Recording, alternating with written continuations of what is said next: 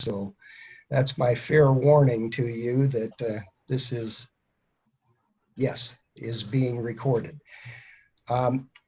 As I mentioned, welcome. What I'm going to do is share a few, I'm going to go to share screen and share a few kind of standard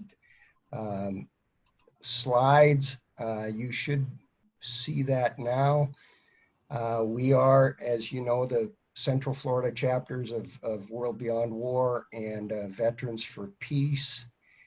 And boy, I was hoping that would work. Okay. A question, if anybody, and I can't see all the hands, so if anybody is attending our chapter, I see some faces out there from folks who are from other locations, so I imagine you're attending our meeting for the first time. But two things, if you haven't, if this is your first meeting for our chapter, or if you're interested in being on our email list, I'm asking you to do two things. One, send an email message, send a message to me at this email address, amiddy@hcamllc.com. I also encourage you to go to the World Beyond War website at WorldBeyondWar.org and consider signing the Declaration of Peace, which is there. And this is that Declaration of Peace, and I'm just going to let you read it over.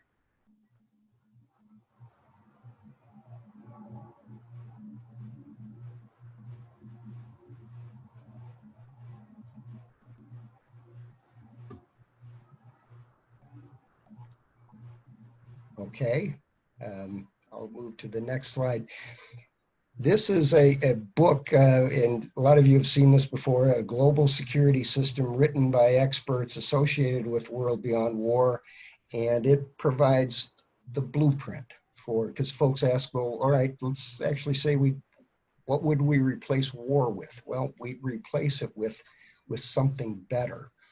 And a global security system is that alternative to war. And I'm having trouble moving there. It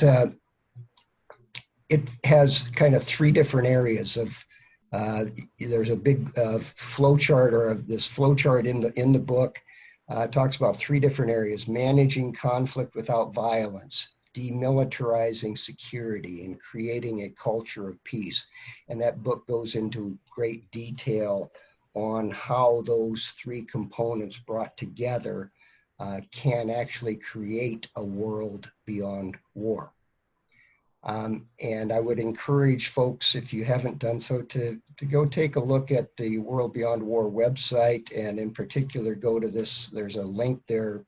We're not going to do it now, but that's an hour-long video about the global security system and how we really could implement this worldwide. I mentioned this because there's a lot of resources at the World Beyond War website on, books and films and videos and articles and so on. So go to that, go to resources at the World Beyond War website. And here's more with video and audio and so on. And I think some of you have seen this Twin Dangers video with Martin Sheen and some of the other materials, but there is a wealth of information at the World Beyond War website that I encourage folks to look at. A couple of classes, there's one going on right now, War and the Environment. This is an online course.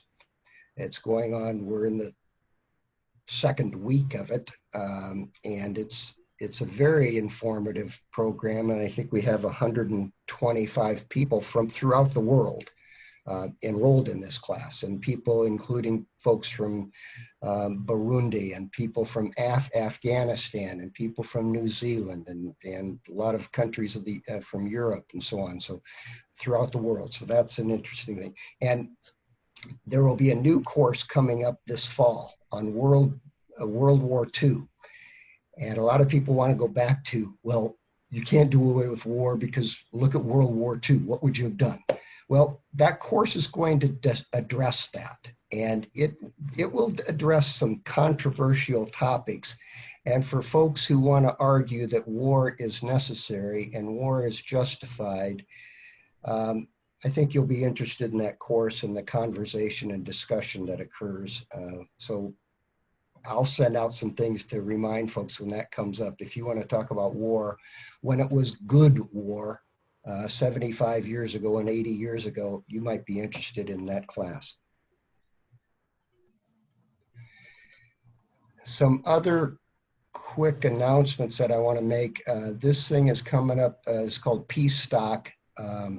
It's this Saturday, and I think I can't remember if there's a fee for that, but Norman Solomon, and I'm going to mispronounce Andrew Bakovich's name, Bakovich, are both excellent speakers, but this is I think worth considering.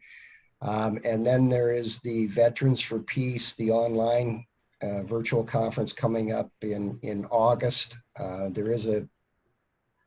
think there's a registration fee for that as well, but both of those are well worth considering.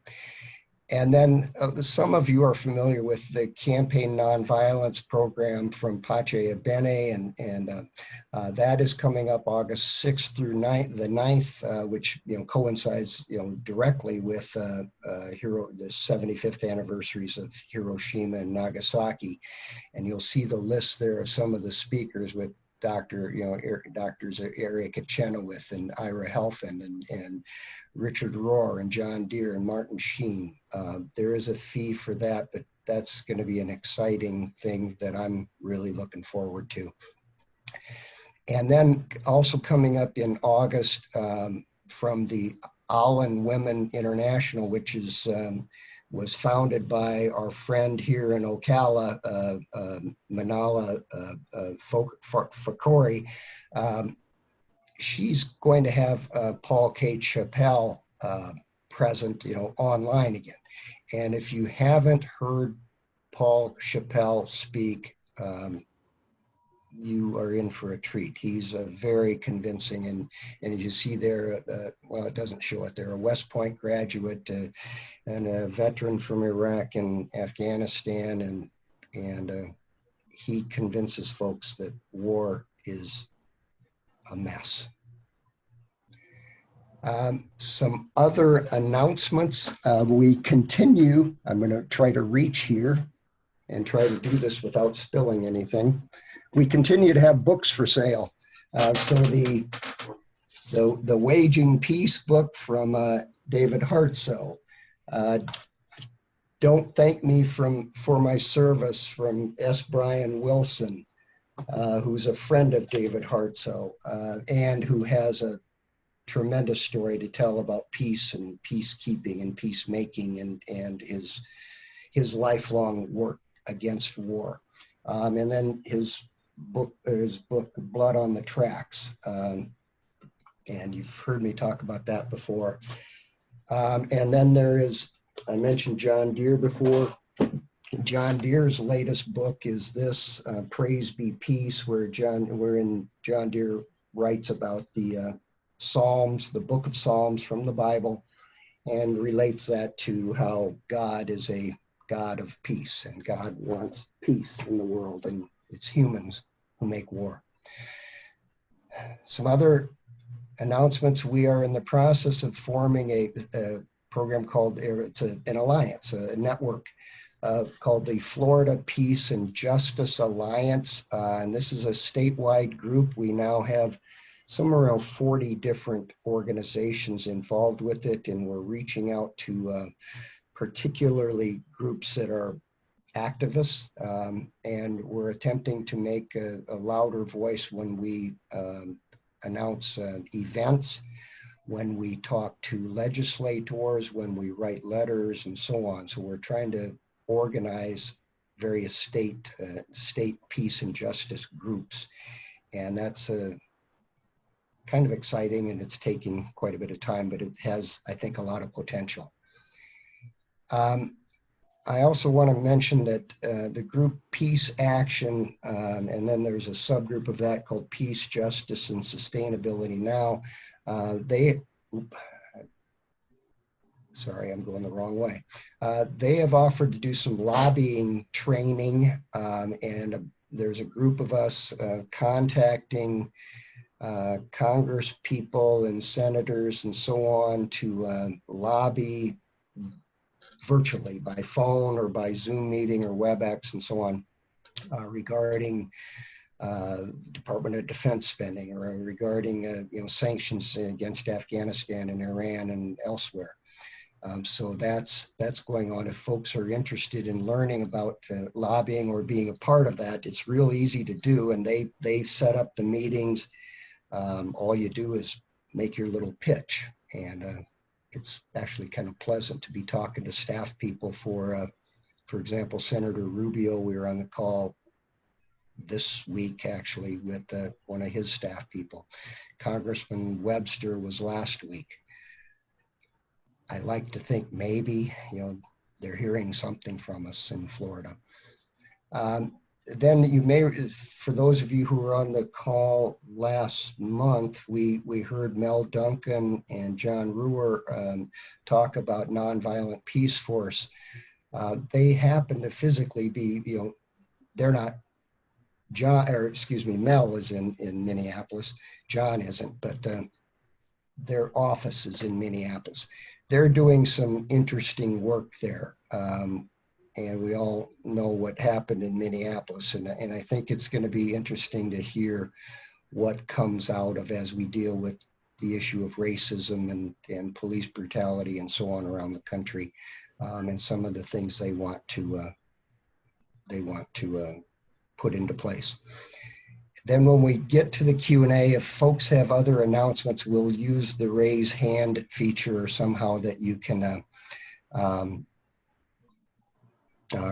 make other announcements. And I hope I remember to remind you of that. Okay, so 75 years ago, the United States dropped the atomic bomb on Hiroshima August 6th, and then followed it 3 days later with a bomb on Nagasaki. One was uranium-based bomb, one was plutonium-based bomb. These are some pictures. I mentioned this book, and some of you have heard me talk about this. Is one of David Swanson's books, War is a Lie. And if you go to this book in particular, focus on pages 36 through 40, David Swanson gives a lot of information about what was the situation then, about the war, the World War II, and and was it necessary, was it truth, and so on. And then below that, in this slide that you're seeing in front of you, there's information at this Veterans for Peace press room link, and Duty to Warn, Hiroshima Myth and Glorification. So there's information there that you'll see about the dropping of those atomic bombs. And then there is also a link to Ellen Thomas and her, this is like a 6-minute video at the World Beyond War website, where she's in Japan receiving an award and working with Japanese people to bring nuclear weapons to a halt and to an end. And then a couple of more things at the Waging Peace website. Waging Peace, not the book Waging Peace, but Waging Peace, the newsletter and organization. There is an interesting interview there with General Lee Butler, who's the former commander of U.S. nuclear forces. And he gives this quote that I'll let you just look at there. And he was the commander during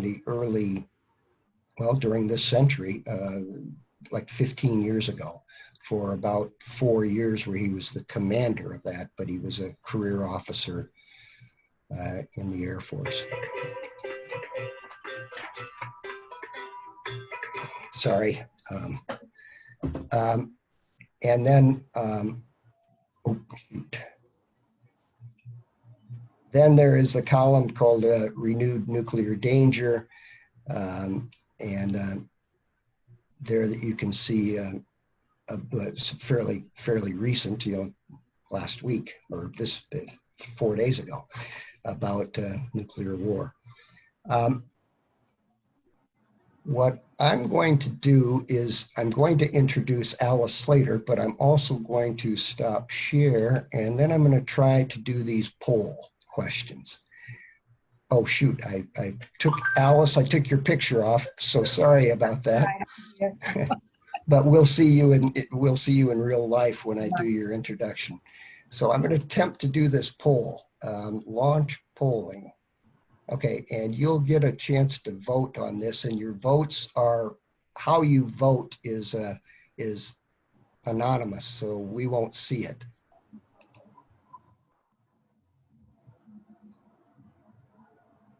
So I'm going to give you 20 seconds. And this isn't debate, it's just yes or no.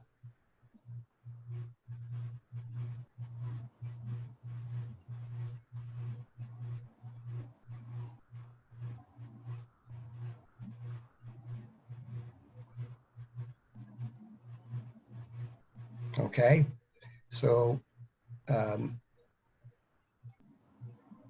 76% showed 76% said no, the dropping of the atomic bomb on Hiroshima was not necessary to end the war or that it was, 76% said no, it wasn't necessary. The next question.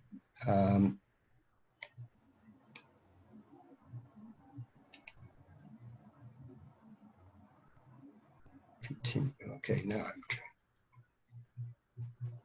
That's the first.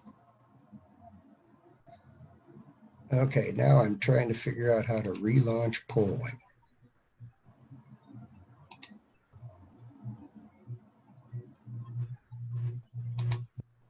Let me try this again now because I have a next question here and I don't know how to do the next question.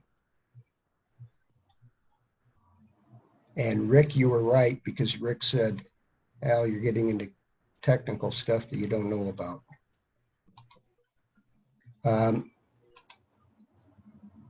If I figure that out while Alice is talking, then we will attempt to do it again.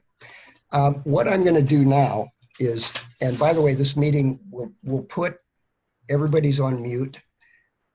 If you have questions at the end of Alice's presentation, I hope folks know how to go to the bottom of the screen and click on participants and then click on the icon for raise hand to ask a question.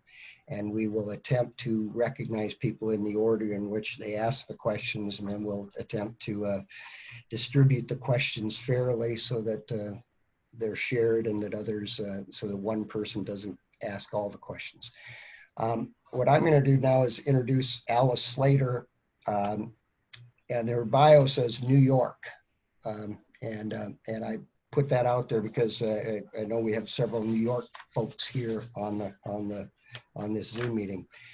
Alice Slater serves on the coordinating committee of World Beyond War. She's a board member, and she agreed, by the way, she's missing a World Beyond War board meeting right now to be with us today, so I appreciate that and apologize for the confusion. Because we had a wrong time, it was mixed up. And she is the UN NGO representative of Nuclear Age Peace Foundation. She is on the board of the Global Network Against Weapons and Nuclear Power in Space, the Global Council of Abolition 2000, and the advisory board of Nuclear Ban US, which is supporting the mission of the International Campaign to Abolish Nuclear Weapons, which won the 2017 Nobel Peace Prize for its work in realizing the successful UN negotiations for a treaty for the prohibition of nuclear weapons. Going back a ways, she began her long quest for peace on Earth as a suburban housewife when she organized Eugene McCarthy's presidential challenge to Johnson's illegal war in Vietnam in her local community. As a member of the Lawyers Alliance for Nuclear Arms Control, she traveled to Russia and China on numerous delegations engaged in ending the arms race and banning the bomb. She is a member of the New York City Bar Association and serves on the coordinating committee of the People Climate Committee of New York City, working for 100% green energy by 2030. She's written numerous articles and op-eds and frequent appearances on local and national media. So with that, I'm going to turn it over to Alice, and please have the floor. Thank you. Thank you. It's really nice to be here. We had a mix-up in the time, but once it went out, I felt committed to be here. So I'm really glad to be here. And you heard sort of my life story, but we're now at a very crazy time in history. I mean, we've got Caligula sitting in the White House. I was reading Greek mythology. They said that they always get a plague when they have a bad emperor. So I think we're living through that now. And he has been smashing all our treaties, you know, and now he's talking about resuming nuclear testing. So we really have to get control of the story here. And I hope, you know, there's legislation now in the Congress not to allow that nuclear testing to go forward. So if you haven't spoken to your senators or your Congress people, call them up and say, we don't want senators or the House to authorize new nuclear tests.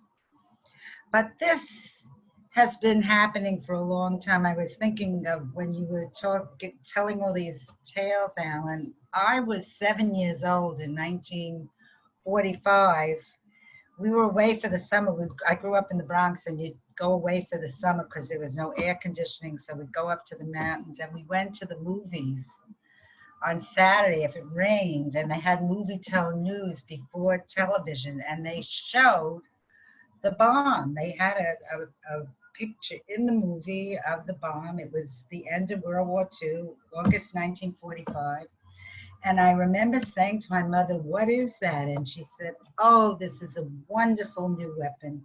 And now all the boys will come home. And that was the story that we had.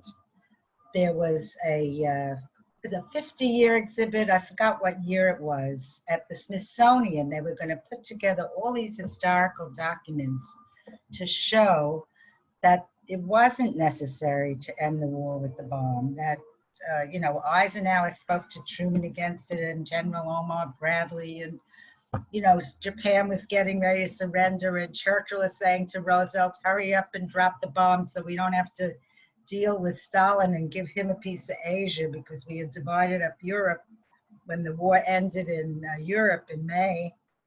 Now it's August, and Stalin's coming in to help us finish off Japan. That was all in the thinking. And they fired the director of the Smithsonian, Congress, rather than allow that exhibit, like it was a historical exhibit with the letters from Eisenhower and Omar Bradley, you know, and they never showed the exhibit at the historian and at the Smithsonian. And there's a book, Hiroshima Shadow, by Kai Bird and Larry Fishburne, I think, that gives the whole story. They show you what the exhibits would have been, exactly what was going to happen at the Smithsonian. We weren't allowed to see our own history. And in a way, this is a time for truth-telling. I mean, we're finally looking at what, you know, even though we got rid of slavery and we got rid of legal segregation, we never really got rid of racism, and now we're dealing with it in America in a new way. The women's movement, I mean, they got the vote, you know, but this whole Me Too thing is new. And they're even, now we're looking at the indigenous people, what Columbus means. Why are we celebrating Columbus? So I think we also have to look at what our complicity is with this bomb. And I've been very shocked when I did the history and the research. Woodrow Wilson sent troops to St. Petersburg in 1917 to help the White Russians. Again, it was their civil war. The peasants had just overthrown the Tsar. There was no Stalin. They were ready. The capitalist system was saying, we're not going to allow communism. You know, they didn't even know what it was, but they went there to be on the side of the aristocracy and industry rather than the peasant uprising that was going on in Russia. Then Stalin said to Truman, we ended World War II. They lost 27 million Russians to the Nazi onslaught. I mean, that is an extraordinary number. I mean, we never talk about that the Russians lost 27 million. I'm Jewish, we talk about 6 million Jews, you know, like how hard, nobody talks about that. So anyway, Stalin said to Truman, and they were allies, and they was establishing the United Nations, and the #1 preposition in the United Nations was to end the scourge of war. And Stalin said to Truman, turn the bomb over to the UN and international control, this new institution we're building. And Truman said no. And so Russia got their own bomb. And when the wall came down, and Gorbachev, I think it was like a miracle, he let go of all of Eastern Europe. He ended the whole Soviet occupation without a shot. And Reagan and Gorbachev met, and, you know, in Reykjavik in Iceland, and Gorbachev said to Reagan, let's get rid of all our nuclear weapons. At that time, the US and Russia had about 18,000, and all the rest of the world had 1,000. Now there's like 14,000 nuclear weapons in the US and Russia, and the other 7 countries have 1,000. So it's really up to us and Russia. If we're going to get rid of nuclear weapons, we have to learn how to talk to Russia. So he said, let's get rid of all our nuclear weapons. And Reagan said, great idea. Nuclear war must never be fought, can never be won. And Gorbachev says, but don't do Star Wars. We had this doctrine to dominate and control the military use of space. There was a big Air Force bulletin, Vision 2020, US dominating and controlling military use of space. Reagan said, I'm not going to give up Star Wars. So Gorbachev withdrew his offer on nuclear disarmament. And then he was very nervous, Gorbachev, about a united Germany when the wall came down, going into NATO because of the losses they suffered from the Nazi onslaught. Reagan said, don't worry, let Germany reunite. We'll take them into NATO, and I promise you we will not expand NATO 1 inch to the east. And Jack Matlock, who was Reagan's ambassador, was in the meeting. He's written op-ed pieces about this. And look what we did. We went right up to their border. You know, Putin said to Clinton, don't put missiles in Romania. We had the anti-ballistic missile treaty that we signed with the Soviets in 1972.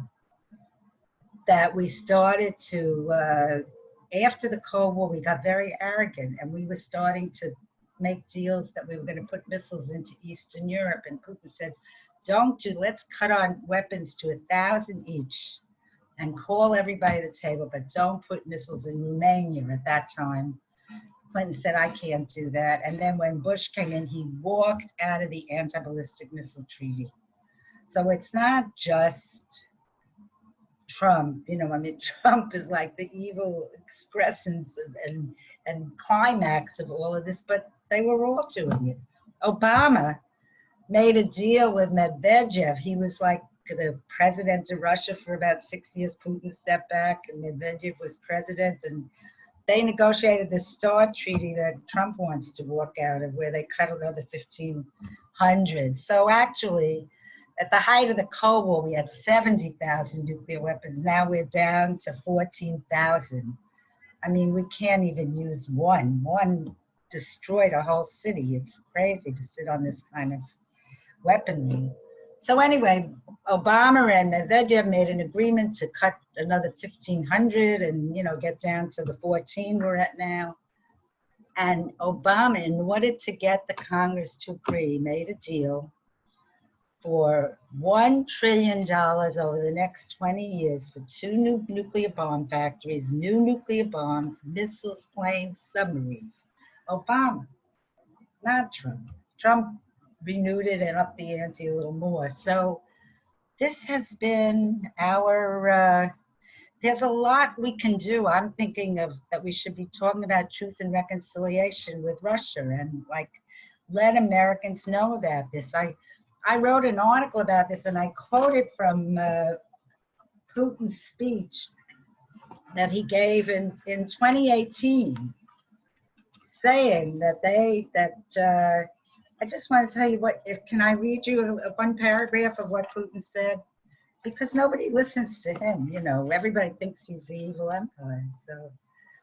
So he said in March 2018, I will speak about the newest system of Russian strategic weapons that we are creating in response to the unilateral withdrawal of the United States of America from the Anti-Ballistic Missile Treaty and the practical deployment of their missile defense systems both in the US and beyond their national borders. I would like to make a short journey into the recent past. Back in 2000, the US announced its withdrawal from the ABM Treaty. Russia was categorically against this. We saw the Soviet-US ABM Treaty signed in 1972 as the cornerstone of the international security system. Under this treaty, the parties had the right to deploy missile defense systems only in one of its regions. Russia deployed these systems around Moscow, and the US around its Grand Forks land-based ICBM base. Together with the Strategic Arms Reduction Treaty, the ABM Treaty not only created an atmosphere of trust, but also prevented either party from recklessly using nuclear weapons, which would have endangered humankind because the limited number of ballistic missiles defense systems made the potential aggressor vulnerable to a response strike. We did our best to dissuade the Americans from withdrawing from the treaty, all in vain. The US pulled out of the treaty in 2002. Even after that, we tried to develop constructive dialogue with the Americans. We proposed working together in this area to ease concerns and maintain the atmosphere of trust. At one point, I thought that a compromise was possible, but this was not to be. All of our proposals, absolutely all of them, were rejected. And then we said that we would have to improve our modern strike systems to protect our security. And this is, we look at what they're doing and we say we have to do more because they're doing, and it never had to be. As a matter of fact, Russia and China have been proposing at the Committee on Disarmament in Geneva a model treaty to keep weapons out of space. I mean, they look at this as a gestalt. You can't get rid of nukes if the other country's going to dominate you from space. And you need consensus to discuss it in Geneva. That's the rules of this committee. The US blocks it. We will not even talk about a treaty to ban weapons in space that is being proposed by Russia and China. And then when we boast, I don't know what's happening now with Iran, but a few years ago, we in Israel knocked out Iran's enrichment facility, the uranium enrichment, plutonium, with a computer hack, and we boasted about it, the Stuxnet virus. I don't know if you remember that. Putin proposed to Obama, who was president, and there's a New York Times story about this, that we negotiated a treaty to ban cyber war, and we turned him down. So does anybody know this? I'm telling you, I hope you tell everybody else, because everybody thinks they're doing it to us and we have to defend ourselves, and really what we're facing is what Eisenhower told us when he left the military-industrial complex. You know, now it's the military-industrial, academic, congressional, media. We're living in a corrupt world. Trump is just like the final explosion of the corruption with this military. They just had a military budget for, I don't know, 784 billion, which is more than the next 30 countries on the planet. You know what I mean? And only 20 Democrats supported Bernie's 10%. Let's cut it by 10%. I mean, what's 10%? That's nothing, you know. Only 20 Democrats. All the rest and all the Republicans are voting for this obscene military budget when we need all our money to protect ourselves from the virus, to fix our hospitals and our roads and our schools. I mean, we're on a crazy path. That's why I love World Beyond War, because even though we're talking about nuclear weapons, we're really talking about this whole war system. You know, the virus is nothing compared to what's coming down the peak in 10 years with the climate. I mean, if we don't mobilize like we did for World War II with this and really handle our climate, you know, we'll either be destroyed by nuclear war or the climate. We have to do both. And what was really interesting during the first few months of lockdown when we were behaving, the smog disappeared in LA, the air in New York cleared up, they were drinking the water of the Ganges, you know, they could see the fish in the canals of Venice. 40,000 people didn't die in car accidents. And there were no school shootings. I mean, you know, like that was the good side of the plague. So we're going backwards in a way. I don't know. Is there anything I left out that you'd like me to talk about, Alan? What we're going to open it up for Q&A here. And I guess I want to start a question for you. Well, two. Do you have any opinion about the, you know, under Obama, we committed $1.5 trillion to upgrade, modernize, and make our nuclear weapons more usable. And Trump uses that phrase. Your thoughts about that? And then the second question is, do you see any hope? Well, the first question, I spoke about that. I mean, that's true. That's what happened. I mean, we set a bad example for Trump. But the bad example started with Truman, started with Woodrow Wilson, and then with Truman not turning the bomb over, and then with Clinton, I didn't mention when he bombed Kosovo. This, you know, there's duty to protect that. There's Susan Rice that they're talking about. She gets in with Biden, we are in trouble. Because they were saying that we're going to protect people by bombing them. And they bombed Kosovo, even though Russia vetoed it. That was the first time we made an agreement. We signed a treaty with the United Nations that we would never commit a war of aggression against another country unless we were under imminent threat of attack. If the Security Council didn't okay it, it was off the table. And Clinton said, the hell with you. I mean, you know, it was just like, they were, and not only that, what we did to Russia was terrible, because after World War II, we had the Marshall Plan. We helped Germany, we helped Italy, we got everybody back on their feet. After the war fell and communism fell, we just went in there and grabbed all their resources, you know, like it was a neoliberal grab, and their life expectancy went down something like 56 years, where it used to be 70 or 80 years. In Russia, their life expectancy after the war fell, because we didn't give them any help at all. We just came in, we supported Yeltsin, who was this drunken guy that did whatever he wanted. Talk about Putin influencing our elections. I mean, we were like literally running Yeltsin when Clinton was president. And then they got Putin, who, you know, he put them back on their feet. I'm not saying he's such a great guy, but I mean, he gave them a sense that they could, you know, get their act together. And then the other thing, I mean, I come from a very democratic, we were like terrified of communists in the 50s. In 1953, when I went to Queens College, I was talking to somebody in the cafeteria, and she says, here, read this. And she gives me a pamphlet, and it says Communist Party of America.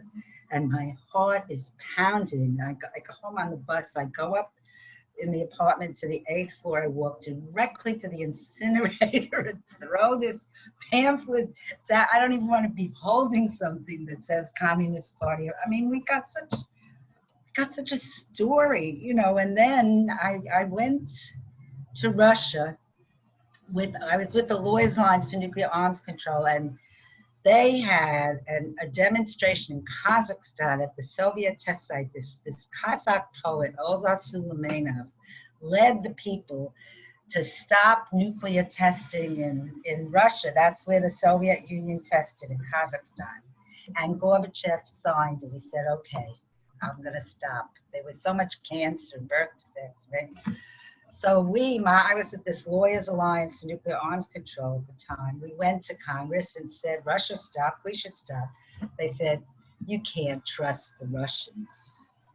So the head of the New York City Bar Association, Bill DeWitt, he raised $6 million from his friends. We went over to Russia on a delegation. We met the Soviet lawyers, and then we said, we hired a team of seismologists with this money. Can we put our seismologists at your test site so that we can report that you really stopped testing? And Russia said yes. And then we go back to Congress, and we were able to get them to stop because they didn't have to trust them. But it's always like that we don't trust them, you know. So yeah. Does anybody have questions? Yeah, and folks, let me remind you that you go to participants in the bottom of your screen and click that on, and you should see a thing that allows you to raise your hand. I didn't finish that thought though, because when I was in Russia, after having hated communism and been so scared of it, and you know, Gorbachev is saying glasnost, perestroika, we're going to have reconstruction. Every guy over 60 was walking around with his World War II medals on. And I went to Leningrad. They had the mass graves. 400,000 people died from the siege of Leningrad. And every street corner had a stone memorial with the names of the dead from World War II. I mean, I had no idea about any of that. And my guide, we had guides taking us around, said to me, why don't you Americans trust us? I said, why don't we trust you? What about Hungary? What about Czechoslovakia? Why should we trust you? You know, like arrogant American. And he looks at me with tears in his eyes. But we had to protect our border from Germany. And I was struck by this, you know, like that was what they thought. We were being told they were coming after us. They were never coming after us. They were just digging in. They weren't going to let go of Eastern Europe because that was their barrier between Germany. You know, Napoleon also walked across Europe and invaded Moscow. So anyway, and when you think of what we did, the World Trade Center, this was like, I mean, America lost its virginity when the World Trade Center was bombed. We never had an attack on our land like that. And we turned the whole country upside down, you know, with this war on terror. Look what we did, you know, our reaction. So I think they were just reacting, and we were getting a fake story that was an excuse to keep the military buildup, you know. Anyway. Questions, comments from the group? And if you don't know how to use I see Larry Gilbert raising his hand. That's good. So I'm going to unmute Larry Gilbert. So Larry. Hello. Have you heard of International Physicians for the Prevention of Nuclear War? Sure, they were the leaders of this ban treaty conference, and I also worked with them in the 80s when we got the comprehensive test ban treaty. We stopped nuclear testing. They're an excellent group. They're all over the world. Right, and it was Dr. Bernard Lown of Boston and Dr. Evgeny Chazov of Russia, both cardiologists, and Chazov was Gorbachev's cardiologist. And so they spent some time talking with Gorbachev. Like he spent about 3 hours with Dr. Lown. And so Dr. Lown is a personal friend. He's 99 years old now. And he's from Lewiston, Maine, where I'm from. And when I was mayor of our city, we, with the city of Auburn, our twin city, named a bridge between the two cities in his honor, the Bernard Lown Peace Bridge.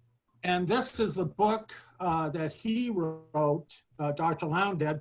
It's called Prescription for Survival, A Doctor's Journey to End Nuclear Madness.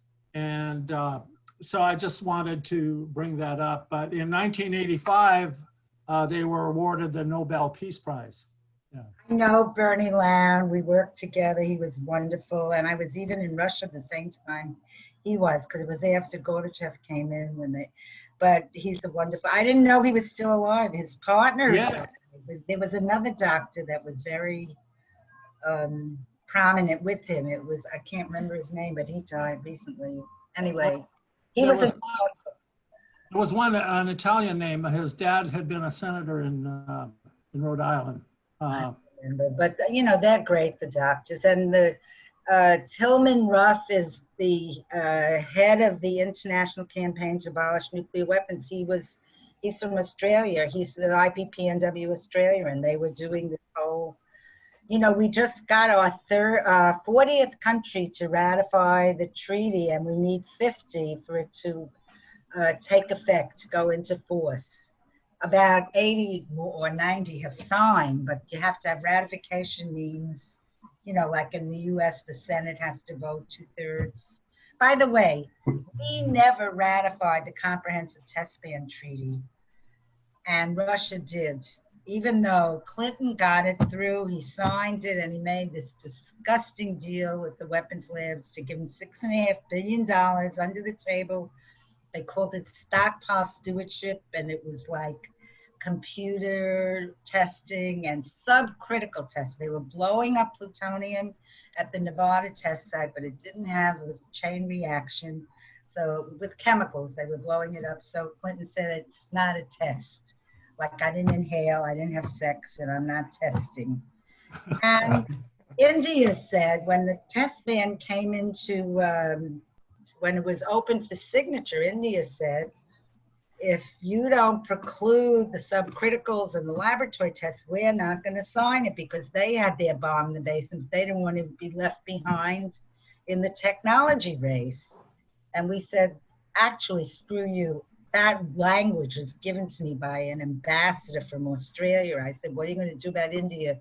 He said, oh, I was just talking with Clinton's security guy, Sandy Berger. We're going to screw India, he said to me. So India screwed us. I mean, they were 6 months later, they tested, and Pakistan tested. You know, I mean, it was like, we are so arrogant. We're going to recognize Reverend James Swartz, who has a question. So, I have a couple comments from as a historian also. Russia has great reasons not to trust us. You know, as you pointed out, the invasion, the 1917 invasion, was actually Allied invasions from two fronts, through the Baltic, but also from the Pacific. And we actually, the Allies actually occupied parts of Russia until late 1920. It was the last forces, Allied forces retreated through Port Alexander in the Pacific in late 1920. And this was an Allied attempt to overthrow the Bolshevik Revolution, as you pointed out, trying to align with the White Russians over the Red Russians.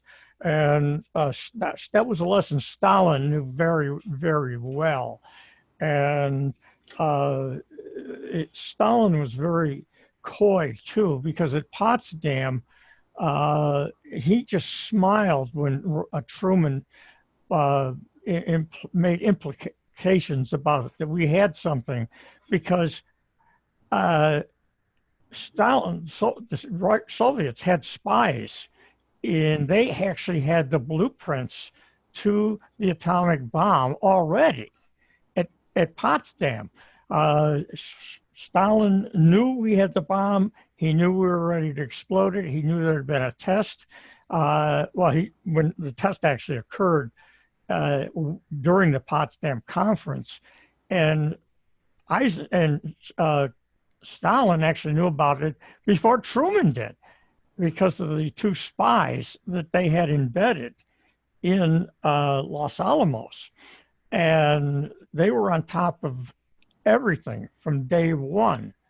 And the lesson, and Stalin had previously said, the lesson they learned, you mentioned Napoleon, and that was the lesson they'd learned. They had been invaded numerous times from the West. And that was their barrier, was to prevent another attack. And that's why they occupied and tried to communize a barrier between the West and Russia. And their history is one where they have no trust in us. But there's so many complexities of the U.S. involvement, underhanded involvement in trying to overthrow the Russian government for the whole 20th century. I appreciate you saying that, and I hope you talk about it. I hope we all talk about it, because we need to get the truth out. There's this Russiagate now. We're starting a whole new Cold War about Russia.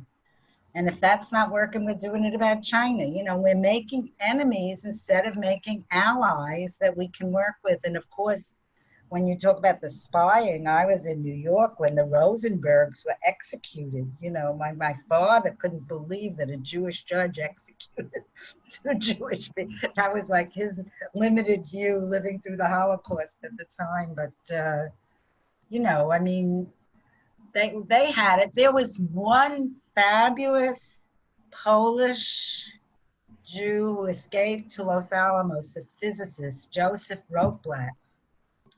And their whole rationale was that Germany was getting the bomb, so we have to do this so that Germany won't be able to, you know, overpower us. And at some point, like in 44, we knew Germany wasn't getting the bomb. They were sure of that. And Rotblat said we should stop. And they said, no, we can't stop. And he quit the lab. And Joseph Rotblat, and later he was awarded a Nobel Peace Prize for having done that, you know, that like he said, there's no reason to continue to design this weapon. So. You know, Alan had asked you the question of your hopes or what you expected. And one of my fields and I was teaching is the U.S. presidency. And to be honest, Trump has got to go. There's no question. But I would, from a peace standpoint, I would not hold up too much hope for any policy changes under a Biden administration. I think the drone warfare is going to continue. He may roll back this stupid Space Force, which is, I don't know how much pressure he would get from the veterans groups not to, but that's an absolute waste. But I would not count on any major policy shifts or changes under a Biden administration. I'd like to be controversial and say that even a broken clock is right twice a day. And Trump came in thinking, I'm going to be a big shot. I'm going to make a deal with North Korea. I'm going to make a deal with Russia. And the Democrats stopped him. You know, we have legislation now that you should be supporting to have a peace treaty in Korea. We still have troops there since 1953, and we've been starving them to death. And one very little unknown fact that isn't on the front page of the New York Times, when they were voting to negotiate for the ban treaty, you know, you all know about the non-proliferation treaty from 1970 that said 5 countries said we're going to make good faith efforts to get rid of our nuclear weapons, and everybody else promised not to get them.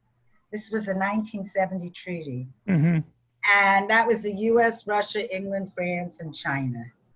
And this stupid treaty had this dopey bargain. If you promise not to get the bomb, we'll give you the keys to the bomb factory. We'll give you peaceful nuclear power, an inalienable right to peaceful nuclear power. I mean, think of it. inalienable right to life, liberty, the pursuit of happiness, and peaceful nuclear power. So everybody signed except Israel, India, and Pakistan, and they went and got their bomb. North Korea got their peaceful power and walked out and made a bomb. We were afraid Iran was doing that, but they said they weren't. And a lot of countries enrich uranium, and we never say don't, like Japan and Brazil and stuff. But Iran, you can't enrich. I mean, you know, it's so, the system is so juggered. So anyway. Cindy Grossman has been waiting patiently to I'm sorry. ask her question, so I'm going to give Cindy the floor here to ask a question. No, but I just want to finish one thought. Go ahead. When they voted at the UN whether to open negotiations for the treaty to ban the bomb, because the NPT, the NOT, doesn't ban the bomb, it just says we'll make good faith effort.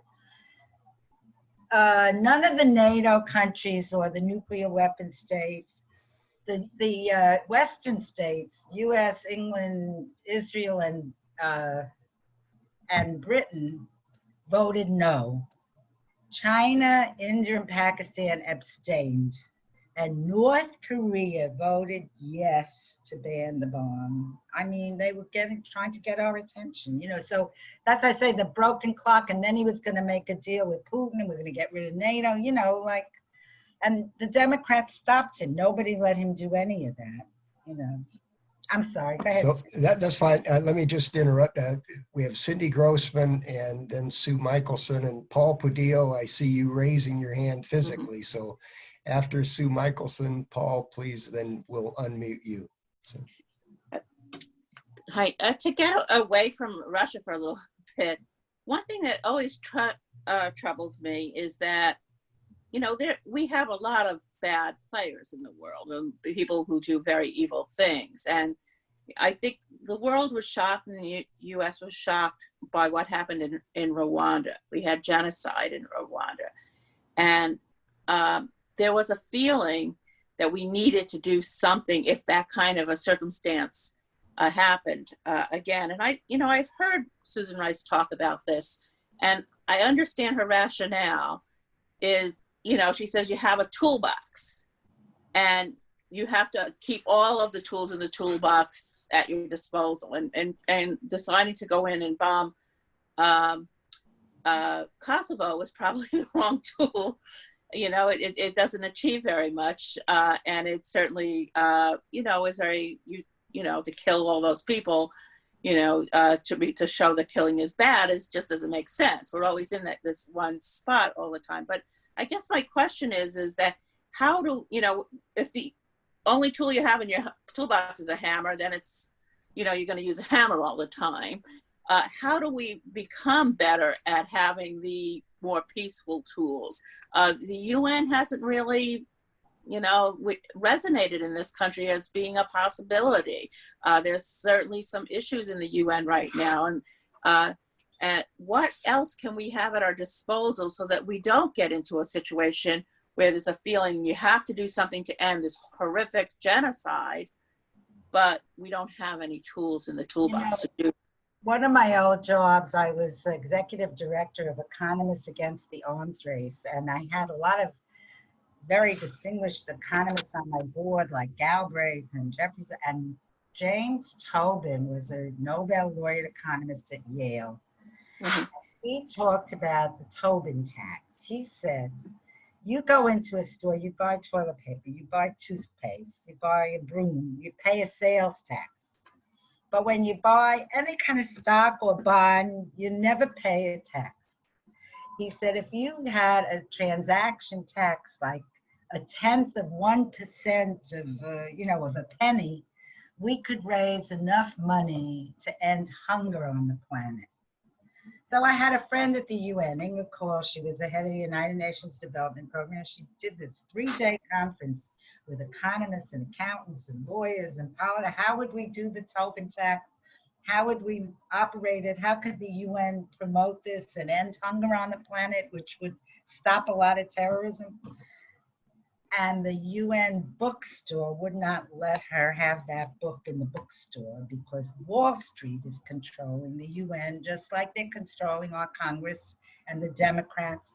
So It's not the UN, because if we get rid of the UN, we have to invent it again. We need a place where all the countries of the world can get to. We have to get rid of this neoliberal construct, and capitalism is on its last days. I mean, maybe you can have entrepreneurialism, but you certainly can't have limited liability where you only pay a fine if you're doing pollution or hurting people.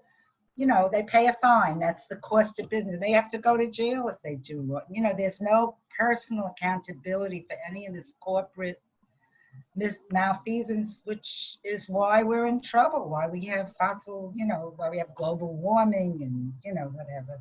So there are a lot of solutions, and it's not the UN's fault. It's this patriarchal capitalistic structure that really, the plague, somebody said Mother Nature is sending us to our room, giving us a timeout. We have to rethink it. And I agree that we need a paradigm shift, but I don't know. I mean, the ethnic cleansing is what bothers me the most. When you have this horrific situation happening, I like to think there's a peaceful solution, but it also has to be a quick solution. So I don't think we're there in understanding what other tools would be at our disposal. So I think, if you gave everybody a home and a job and food and good air and good water, then they won't be fighting. We're doing ethnic cleansing in America. Look at the Native Americans, what we did, and the blacks. So it's not just, what are we bombing over there for? Obama, I didn't vote for him the second time. They had a front page story in the New York Times every Tuesday. He sat with the head of the NSC, the CIA, and the DIA, and they picked targets. And some kid in Colorado with his joystick was murdering people on the ground without a judge, without a jury, without a trial. The Harvard lawyer, give me a break. He started that droning. And then they finally get Osama bin Laden, and they boast that they killed him and threw him overboard. I mean, even the Nazis got a trial at Nuremberg. What kind of America is this? It's just like so, and we've been like turned around to think this is okay because it's Obama or it's, I mean, it's not. It's just not American. It's un-American. It's not what we stand for or what I thought we stood for when I used to sing. We used to sing songs to the United Nations when I was a kid. We had love songs to the United Nations after World War II. Anyway. We're now going to ask Sue, here's the order that's going to come. Sue Michelson, and then Paul Pudillo, then Larry Berman, then Diane Rhodes. Okay, so. I'll try to be brief. Sue, we can't see you, but we know who you are. How do I get on? On the bottom, it says video. Start video. There's like a thing on the bottom. Okay.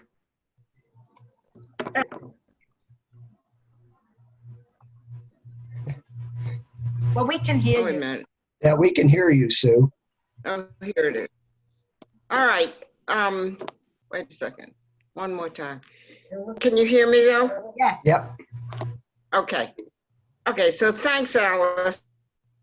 It's really been a pleasure hearing you talk because you've said so many things that I have been thinking about for years, how we're always blaming everybody else, but we really have not put out our hand openly to work with people. And it has concerned me. I look at what's going on with the proliferation of arms and everything, and how there is absolutely no accounting at all for the amount of money that's being spent. Every time they ask for an order, they come up with, I know, that's not complete. But aside from that, I look around, I'm not thrilled at all with Biden coming up as being president. We're stuck, right? Who is there around in your estimate that would be able to take this on and take us in the right direction? It's got to come from the grassroots. like the way Bernie was talking, or Alexandria. She's from the Bronx where I grew up, this new hotshot congresswoman, you know, it's got to come from the grassroots. And he showed, Bernie, that you could do it. I mean, he was raising lots of money from, you know, millions of people sending in $3, $10. Believe me, I wish he had made it. Well, he didn't, but I mean, we're still there. So it has to come from us. We have to get at the local level. I told my daughter, I said, run for the school board, run for the, you know, run for the assembly, take back the government. We have to do it. And there's a lot of good energy now. It feels like the 60s. These kids are all, you know, they're hurting. I went to college in 1954. It was $5 a semester. That was, you know, and they raised it to 10 the last year. We were very upset that they doubled the registration. But I'm saying, how can we do this to our children, that we're putting them in debt and they can't afford college and they have to live with their parents? We haven't built any housing. In New York City, we have 60,000 rich. So we used to always be building public housing. I mean, we have to get out of this neoliberal horror that Reagan started and Clinton and Obama went all the way with them. We just have to change it. Biden's not the one. But we got to stay on his back. We have to use him because he's still coming out of the old story. But we have to use him to get rid of Trump because this is awful. That's my take on it right Thank now. you. Thank you. Al? Sorry, I was muted. I said thank you, Sue, and sorry for not noticing that myself. Yeah, no, that was great. Thank you, Sue. Now we'll go to Paul Pudillo with a question that Paul has. Do you hear me? Yes. Yes, we can hear you. Hi, Alice. Hi. For pedagogic purposes, I wanted to, tell to everybody that revisionist co-war scholars emerged, after World War II. One such scholar was Gar Alperovitz. Yeah. And Gar Alperovitz, probably among, everybody who talks about the dropping of the bomb, is probably the most comprehensive analysis. He does take into account what Eisenhower, Leahy, Nimitz, even MacArthur, wasn't necessary to drop the bomb. But in his analysis, he concludes that the dropping of the bomb was a political, it was political. There was a political reason behind it. It was to show the Cold War was emerging with Russia. It was a way to tell, Russia, gee, we have an atomic bomb. Now, in the footage, I saw footage, Oliver Stone in his Untold Story of Truman himself. Man, I tell you, this guy, racism did indeed play a role. His hatred, toward, the Asians and so forth. I mean, they did a nasty thing in firing upon Pearl Harbor, but there was something there with Truman that really accelerated. Now, one other thing, militarism on the part of the United States preceded World War I. See, I see it, and I think among the left, they argue that militarism is a function of empire. So during, Teddy, good old Teddy Roosevelt speaks softly and with the big stick and all that. So the Banana Wars, and the Banana Wars was an attempt at empire. Smedley Butler, the Maverick Marine, when he retired, he says, hey, gee, war is a racket. So, we defended the interests of, United Fruit. Even the Boxer Rebellion, where we had troops out to China and stuff like that. So economic interests. And the left, if you study Marx's study, well, you don't have to even do that. A neoliberal is where you live in a world economy, which is unfettered by regulation, man. So devoid of weak labor unions, a weak labor movement, exploitation of labor, you know, and a lot of other, you know, things. Into the mix, I will have to add the World Bank and the IMF with their structured adjustment programs. I mean, they make it very difficult for these emerging countries to prosper. I mean, you know, paying off debt. You know, so they're part of that. The whole thing about capitalism. I tell you, I went to the New School. I got my graduate degree in economics there. And I studied under, you know, Scholar. I said, gee, my mind is seminal. And Stephen Heimer, who was Marxist, I was an economist, and this was at the time. Paul, Okay, so please get to a question. Let's not get into this fear of, well, communism and all of that, and try to understand, you know, capitalism, as you pointed out, Alice, we've done a lot of miserable things. And if you take the historical view, we did a lot of nasty things in this country. So, all right. Thank you very much. Thank you. Getting on the soapbox. Thank you, Paul. I think this is the end of capitalism right now. I mean, I don't know whether it's going to be communism or some new mix of, but it's the end. We can't, the climate can't take it, aside from the military that's making all that money. But we can't persist that way. We have to change the system. One interesting thing I learned from my friend Blanche Wiesen-Cook, she did a 3-volume biography of Eleanor Roosevelt. She's a history professor at John Jay College. And Roosevelt was appointed by Truman to be our UN negotiator, like she was working on the formation of the UN.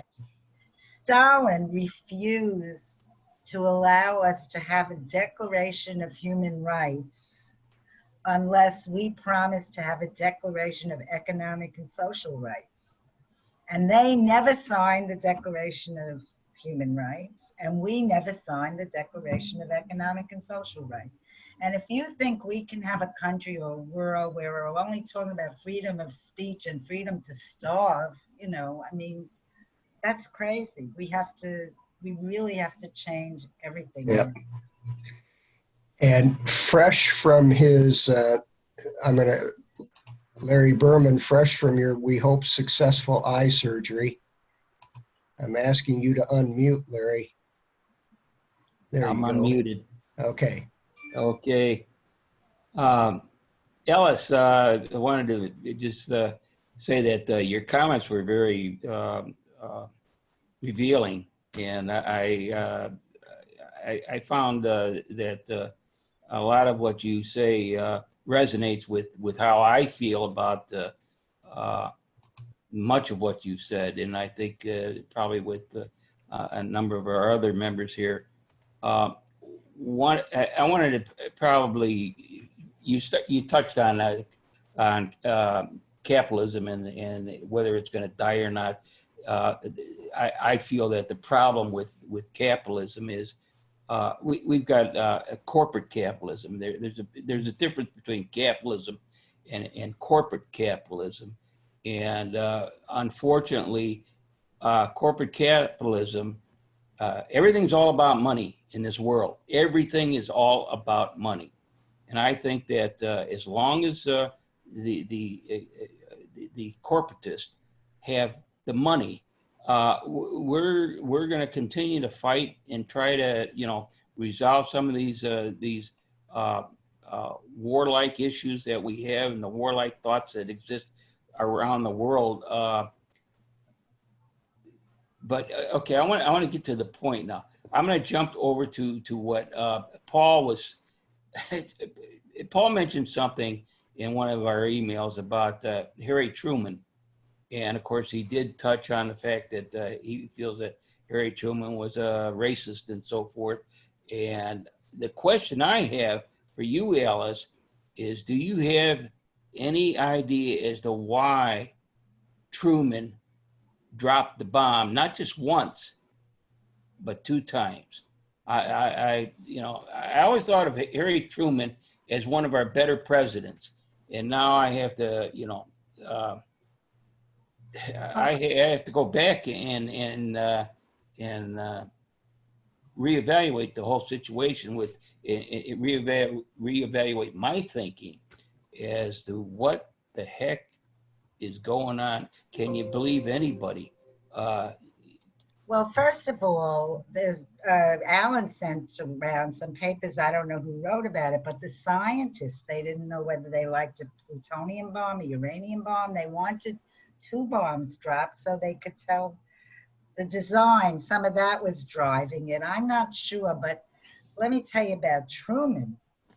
Roosevelt wanted Henry Wallace to be his vice president, and my father always used to cry, oh, if only we had Henry Wallace. The Southern Democrats wouldn't give Roosevelt the 4th term unless he got rid of Wallace and took Truman.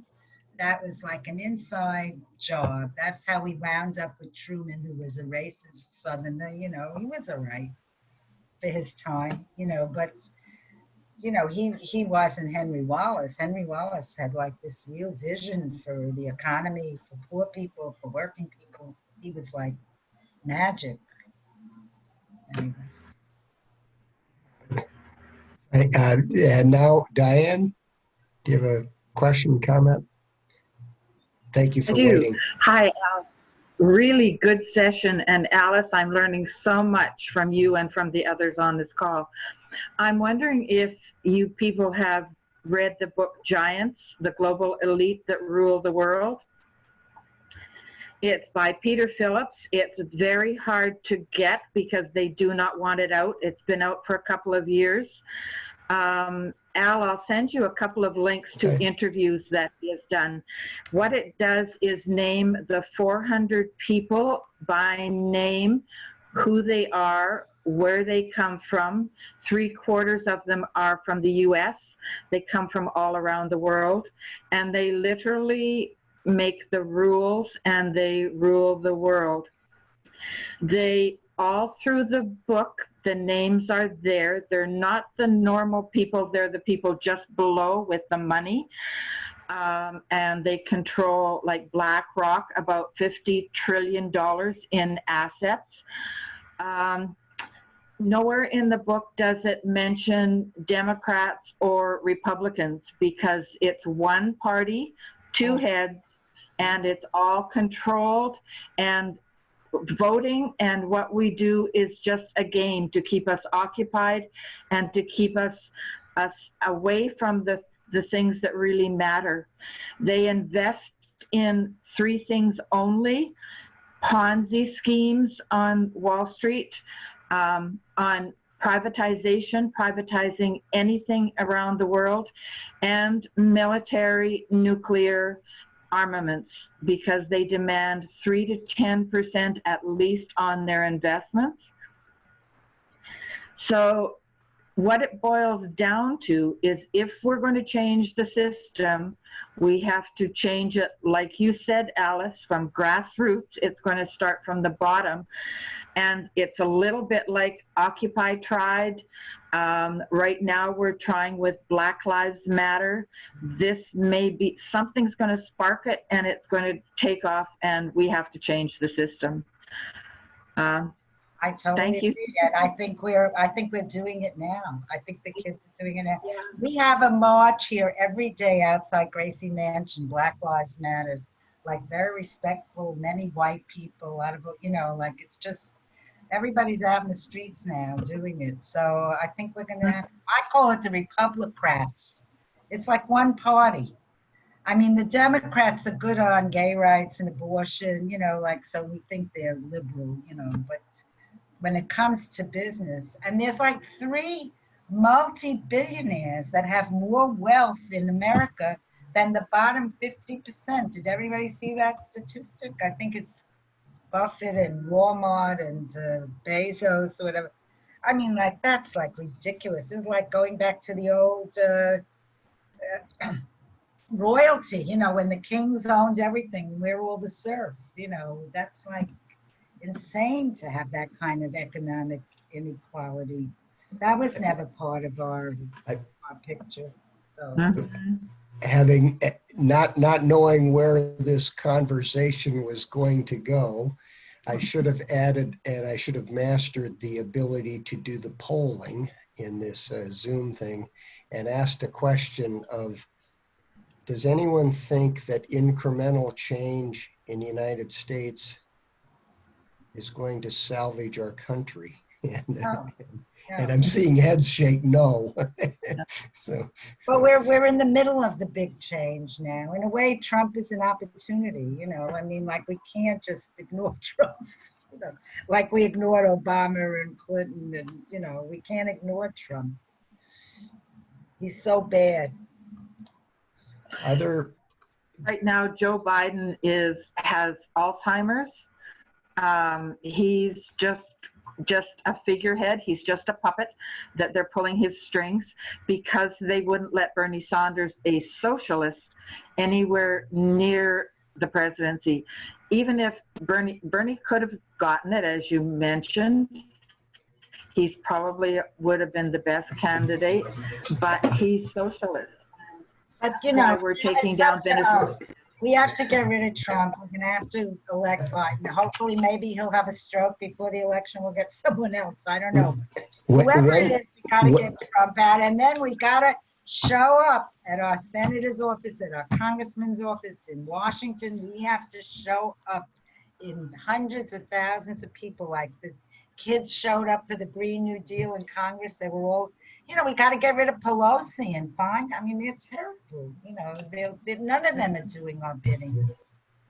When we meet in person, I'm continually saying to folks, we're not a political organization. Right. But no, this is not political. This is Larry Gilbert has something to say, and so does Cindy Grossman. Well, And Larry Berman has something to point out there. So Larry Gilbert. am I unmuted? Yes. Yes. Okay. Well, yeah, I think the only way we really, until and unless we have publicly funded elections, okay, the politicians are going to answer to the money. And so when we're the money, then they'll be answerable to us. And how do we get that to happen? First of all, I think it's 2/3 of the Congress to even put a constitutional amendment, and then 3/4 of the states have to approve it or something like that. So realistically, that's not going to happen. So how do we change that? Because the money controls, and they won't allow it to be publicly funded elections. We have to have a coffee party like they had a tea party. We got to take back the Senate and the House, and we have to put all this legislation through. You know, I mean, we have to make democracy work. That's, you know, how else is it going to happen? I mean, you know, some angel isn't going to, God isn't going to come down and do it. It's us. We're the only ones. Yeah. And Bernie proved that we could do it. I mean, you could actually get more money out of us than they got for the other side. So if we're aroused like we are beginning to, and we're conscious, you know, I'm always a positive thinker. That's, to me, that's how we're going to do it. It's not going to be easy. Alice, we want you as our general. Right. And Alice could be yes. And for hope, I know you've all seen these before because I've mentioned them. Here's Chenoweth's book on, you know, why civil resistance works, why nonviolence is better than violence in terms of societal change, revolutionary change. George Lakey's book on how we win. And he writes, you know, impressively or whatever, effectively about, you know, consistent and you know, positions. And again, come back to this. It's going to take a lot of work, but it can be done. And I told my daughter, she lives in LA, that she should stop her lawn and plant vegetables. I mean, we got to, you know, we have to start planting our own food so we don't have to fly it in, because the air was cleaning, everything's cleaning up. We have to do it all, and we all have to do it. And I think it's happening with the young people because they understand there's not going to be a planet. You know, we don't care. We'll die. It'll be over. But they're going to be here for a while, so they're on the move, and we should just be encouraging them and supporting them any way we can. You know? We have several hands up, and just as a rule, we often these meetings don't end as much as degenerate. And I don't mean that as a comment about your comment, Alice. Well, I love this. I just love. But we start to see people just dwindle off. So officially, our meeting comes to an end at 4:30. And Alice, you're welcome to stay on. And I see some, Jay's hand up, so I'm going to ask Jay, and I've seen I'm in Paul. quarantine. Where can I go? So maybe and Rick Dawson, maybe what I'll do is just, I suppose we could unmute folks. And if folks want to hang on for a while, Rick's going, no, don't do that, Al. Okay, I won't. So, yeah, I want to apologize. I think Cindy was next. Okay. I just want to quickly just say I had a wonderful opportunity yesterday to hear Naomi Klein, and this second time this month actually I've heard her speak. She spoke at the Nation magazine, which is doing these events on Zoom that are just phenomenal. But I think she understands, and she says that we have to push hard for Biden because you can't think that it's going to be okay to have a second year Trump. She pointed out what happened in India with Modi in a second term, so we have to push hard for Biden, she says, but we have to push Biden hard. Exactly. I mean, that's really what the roadmap is. You do both things. And one of the things that she said that was really interesting is she thinks we're going into a period where she called the years of repair. And that meant for her that you have to do the hard historical work. And that's sort of what you were doing today, Alice, is you were trying to raise the history of what we don't know about deployment of the nuclear bombs and peace treaties and all that. And the problem is so many Americans vote out of ignorance. We don't have the history. So if you can use that paradigm of these years aren't going to be perfect, she says we're all focused on the vice president when we really should be focused on the treasurer, for instance, and who's in energy and all of those things where they can really do something, whereas the vice president can only do something if Biden dies, basically. That's the way to start looking at this, that this is where we are right now. We have to do the hard historical work. And that was a great paradigm shift for me in thinking of it like this, because it's not about, what team am I on and did my guy win or anything like that. It's how are we going to move this forward? And she said there is great hope. She talks about AOC quite a bit, and she talks about, what, other people, who are doing some of the most important things. I mean, she never thought she would ever hear cries for defund the police in the streets. Right. Okay. And, Thomas Piketty is up, Piketty is up there again, and his economics and all these other things. So there is some hope that we have to embrace, but we're going to have to go through this time of doing the hard work of repairing, the fact that we don't know history. So thank you for filling in some of the historical holes today. Thank you so much. Thanks, Cindy. Thank you. Jay? I agree with you, Cindy. I'm going to ask Jake. Jay, you want to?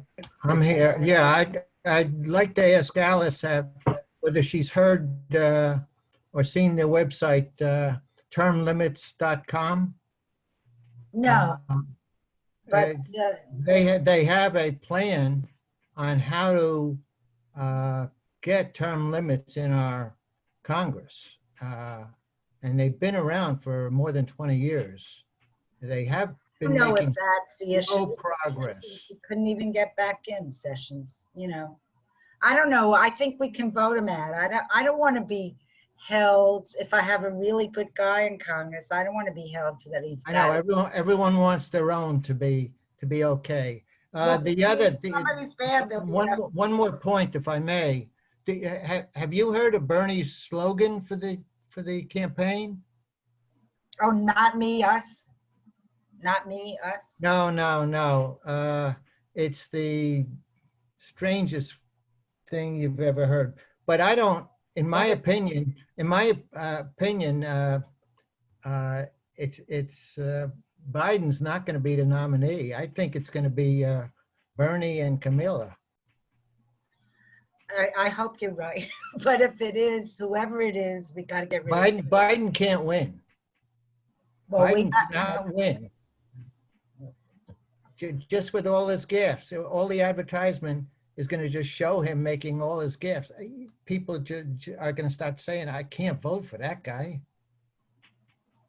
Not if they have enough Lincoln Project ads playing.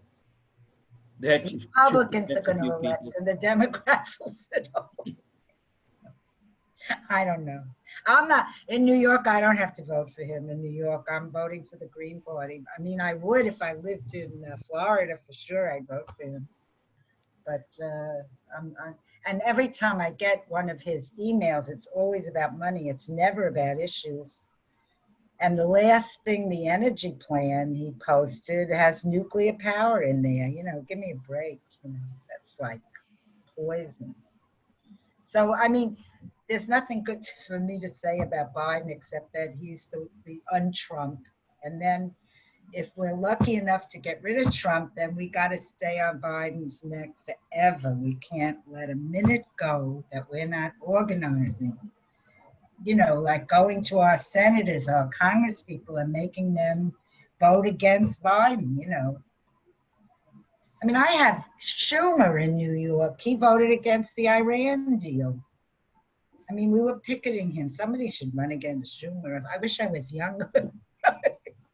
Anyway. Schumer did, by the way, endorse the Sanders 10% cut to yeah, big deal. Budget. Thank God. You know. Yeah, but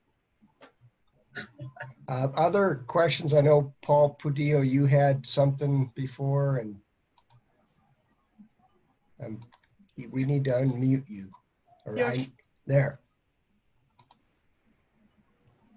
Hey, Paul, all I can see is your hair. Right, and you're muted. Can you hear me now? Yes. Hey, Yes, Alice, I wanted to tell you, I'm not far, I'm from Brooklyn now. You know, I grew up in Brooklyn, and I'm not far behind. You're, you know, a little bit older. I'm up there. I'm getting up there. So, well, you're part of the club. At any rate, what I wanted to tell you, that there was a splendid film on Turner Classic TCM. It was introduced by Mankiewicz the other day, Children of Hiroshima.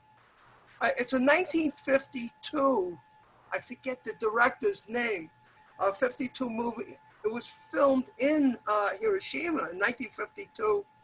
And it's like a cinema verite. I mean, what was so beautiful about, you know, it was about an orphanage, these children, and how people cope, you know, with the bomb.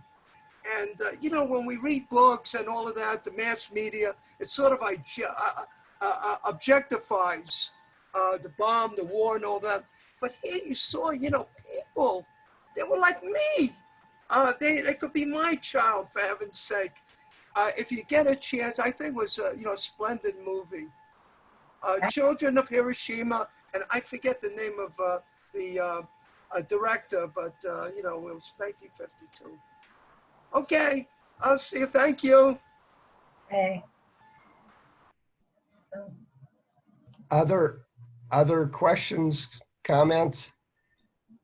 Well, Alice, thank you very much for being here today, for not and agreeing to meet with us rather than attend your commitment to the World Beyond War Board of Directors. Thank you so much for listening to me, because I'm such a nag, and it's so great to have this place to say these things, because nobody says them, you know. I mean, they really don't talk about.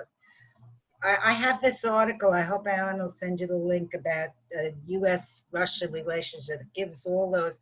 We should all be talking about it. You know, we gotta, if we're not gonna get rid of nukes if we don't talk about it. Thank you. Also, thank you for your lifetime of work in this field, you know, and for that. We applaud you for that. I couldn't help it. I'm driven. And if there are no other comments or questions, we will not meet in August. I hope everyone will go to the Pace Abene meeting in August, or the online thing. We'll go to the Veterans for Peace events. I mean, there's so many events coming up in August, and to the Paul K. Chappelle event. Larry Gilbert has something to say. Real quick, did I hear you mention you were going to vote green? In New York. Because New York, I don't have to worry.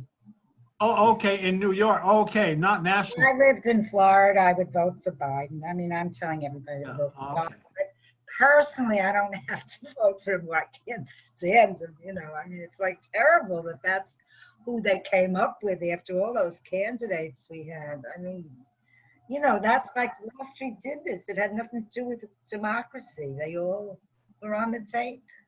And the media's on the take. So what do you think of I don't like Tulsi? cable. I don't watch cable. I can't. MSNBC, forget it. We had 1 million people in the street against the Iraq War, and Phil Donahue was the highest rated guy on MSNBC and had all of us on his show, like Ellen Poulter, got all the peace people were on his show saying, don't go to war. MSNBC fired him. That's what happened to Phil Donahue. I mean, that they're supposed to be the liberals, you know. They're giving you the Russia gate day after day after day. They're going to hang Trump because he made a deal with Russia. You know, that's the best they can come up with. What's your take on Tulsi Gabbard? I loved her. I sent her money. She was talking about nuclear weapons. She was an Iraq war veteran. I mean, at least have her voice out there. I don't know how good a president she would have been, but, you know, it was a good piece of the debate that they quieted very quickly. Yeah. I don't know. It was just the Russiagate thing really bothers me. Other questions, comments? We could go on forever. You Is have to unmute Larry Berman. Okay. Al, I just had one question. Right after I asked the question to Alice and commented about how, you know, she really was very revealing in some of her historical comments and so forth, then my battery died on me, so I didn't hear any of the answer. Oh. So I'm sorry, Alice, but I think Al did record this, if I'm not mistaken. That's so, yeah. And Al, did you record this whole session? yes. Good. So where can we see it now? Is it, how are you going to post it? I will send out the link. It's being recorded out to the cloud somewhere, and I'll send a link out to the folks. Okay. So. All right, Alice, once again, thank you very much. I found you very interesting. I don't agree with everything you say. And for example, Tulsi Gabbard, she's a warmonger. As far as and Larry, I know I did like her at one time, but forget it. I never heard her be a warmonger. If I heard it, I would have felt it as you do. I just thought she had a different perspective. One last thing. I want to make, here's a new fashion statement. So, His World Beyond War t-shirt. Yeah, my World Beyond War golf shirt. I hope you all sign the declaration and Yes. Tell other people about it, because this is like so great to say, you know, we're going to make the end of war on the planet in ideas time has come. We have to talk about that. Like, war is so 20th century, you know. I mean, we haven't won a war since World War II, you know. And Larry Berman, I see what you were holding up. It was the Dr. Strangelove DVD. Yeah, right. And I sent that link out. It's 90 minutes. It's an amazing, it's a hilarious, amazing movie to see.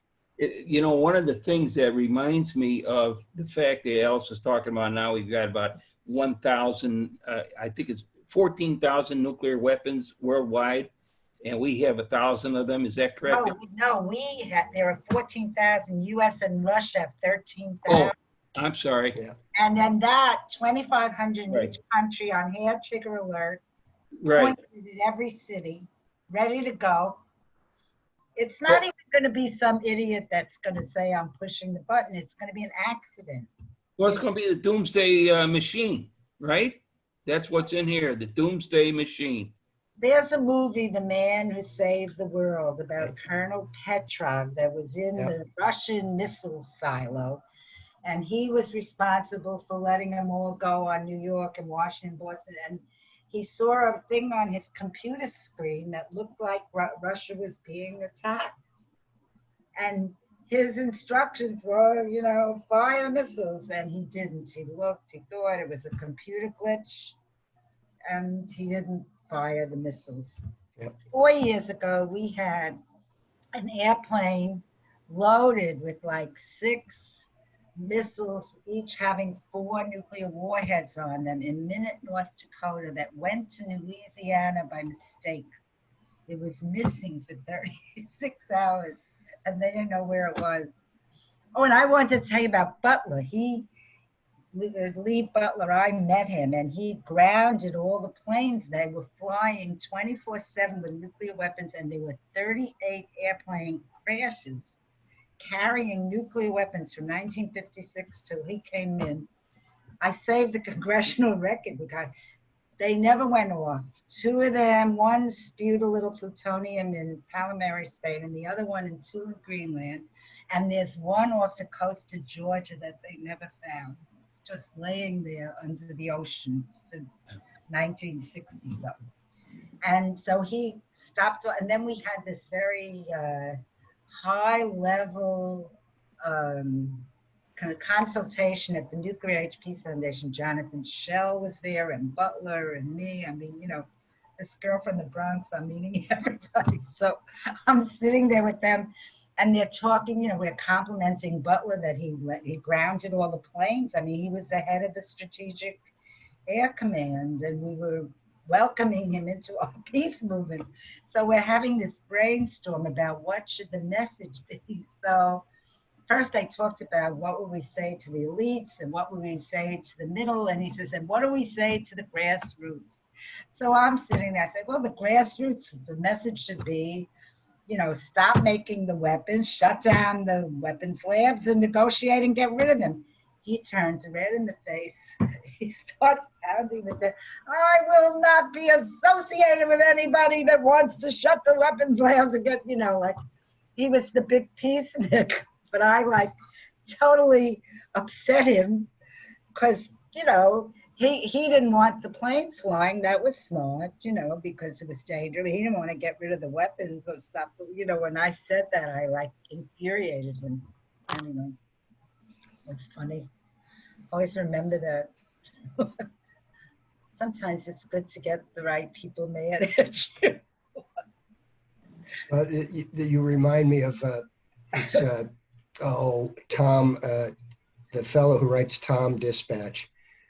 But one of them, somebody talked about bringing the troops home from Afghanistan or Iraq, saying, well, the first way it was, how do you start that? And he said, well, you start it by moving them over to planes and putting them on airplanes and taking them home. You know, we can start. You can start. We're stopping Trump from doing that. I mean, you know, with Trump. Exactly. Yep. They're all voting against it. Yep. And they also voted against taking, I think he wanted to take 10,000 U.S. troops off the DMZ line. There's 38,000 since 1953, South Korea and North Korea. And he wanted to bring them home. Democrats voted against it. I mean, that's like ridiculous. Yep. Yep. And and we can't allow him to take anybody out of Germany because that's apparently caving into Putin. And now he's going to put it in Poland. That'll really make Russia happy. I recommend everybody read Putin's 75th anniversary speech. Should I send you the link? Read it. He talked, you know, we totally dissed Russia with the the 75th anniversary of the end of World War II, which I told you they lost 27 million people who were allies, and none of us showed up at the celebration.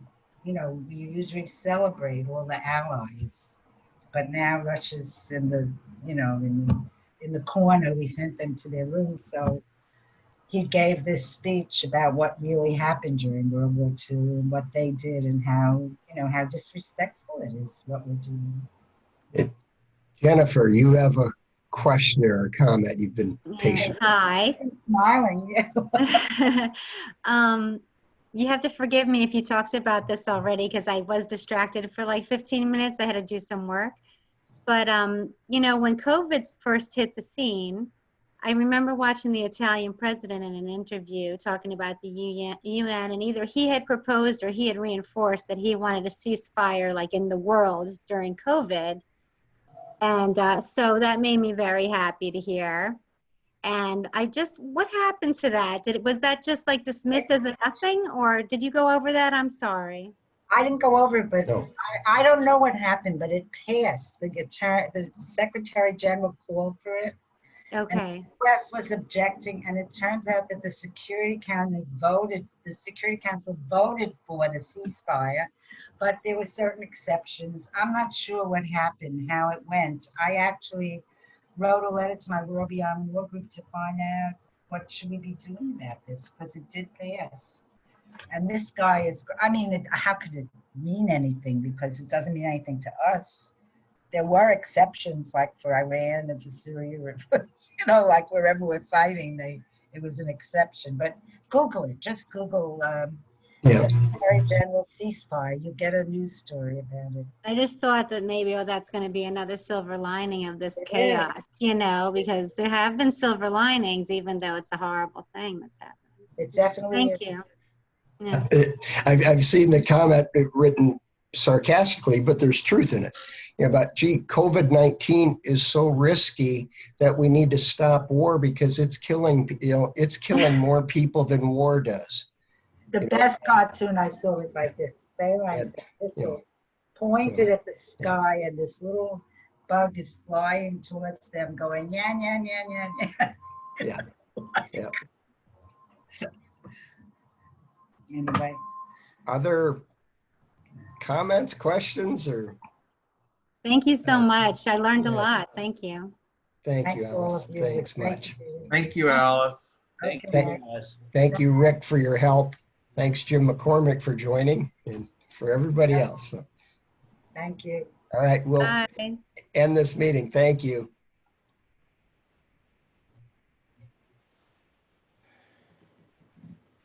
Hi, Al.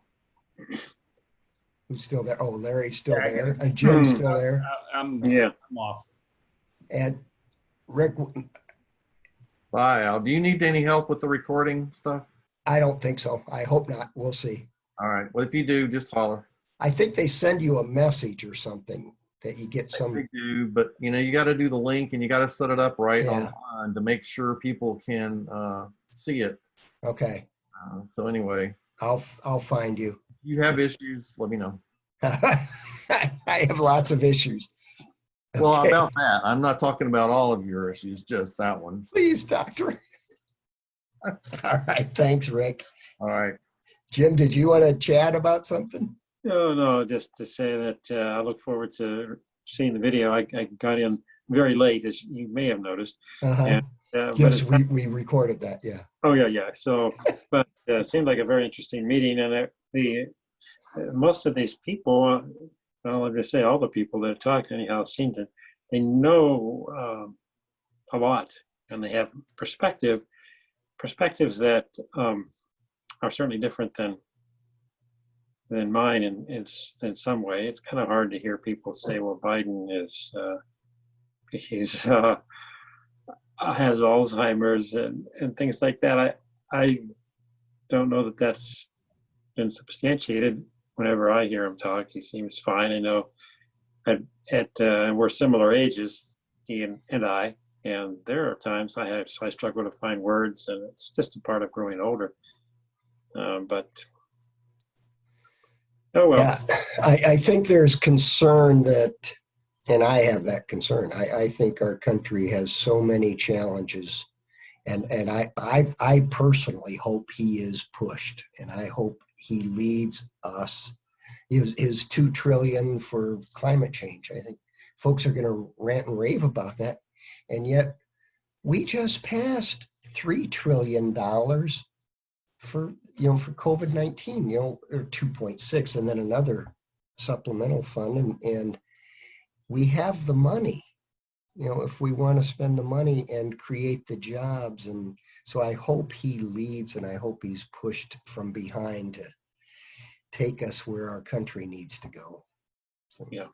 Well, I think he will certainly be much more responsive than our current president to opinions from all sides. And it has to be so hard to be in that position, even in this small World Beyond War group. We hear different opinions about things that I'm thinking, well, okay.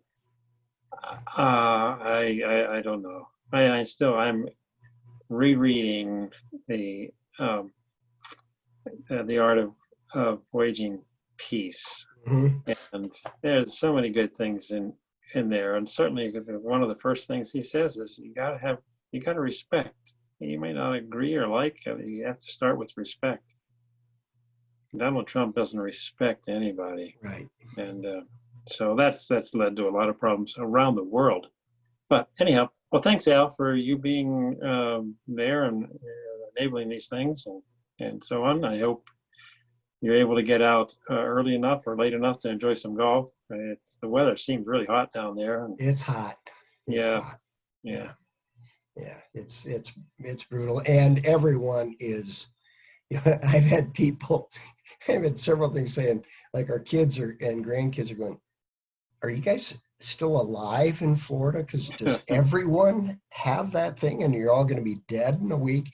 And then, but 2 weeks ago it was, are you guys having a civil war? Because that whole thing about the rally at Sumter Landing and the white power thing and geez, what's going on in that place? And it's the villages. Yeah, there are 2 people in our neighborhood in the villages that have COVID now. Wow. Yeah. Just 2. Yeah. But 2 out of 100 families. Yeah. I don't know how it can, certainly it does seem to spread easily, but stay well. We're being careful. You be careful too. Yeah. Will do. Right. Tell her, is it Karen? I keep forgetting your wife's name. Ruth. All right. You don't want to be named Karen these days. That's true. Yeah. Sorry. Yeah. One of our granddaughters said that too. Yeah. I don't want to be a Karen. Okay. So, all right. Thanks, Jim. All right. See ya. Bye.